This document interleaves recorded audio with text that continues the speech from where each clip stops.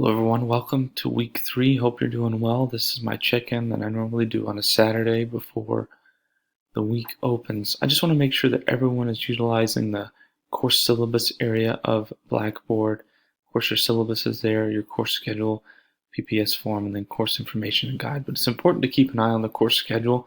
Of course, it's subject to change if something happens, but that's where you're going to find due dates and things that are really important for future assignments for the class. So let's jump into this week's information. We're on week 3 right now. I'm going to open that up. But we're going to talk about developing language and grammar skills. Of course, you want to take a look at the lecture. Also take a look at information that I've posted, how to improve your writing, the presentation, and tips for improving your grammar.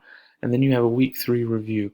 So there's not a lot of crazy stuff due this week. It's really laid back. There's a lot of great information I think that's going to be helpful for you.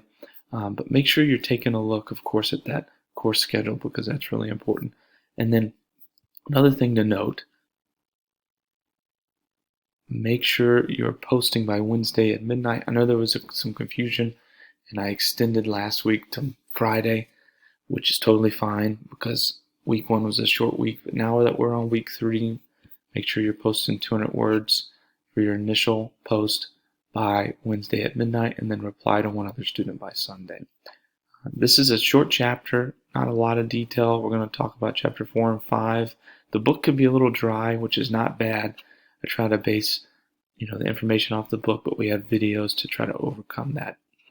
If you need anything, please let me know. I'm looking forward to helping you in any way I can. Reach out with any questions. Of course, you all have my email. If you want to set up a Zoom call, I'm happy to do that as well. Hope you're doing well. Hope you have a great upcoming week.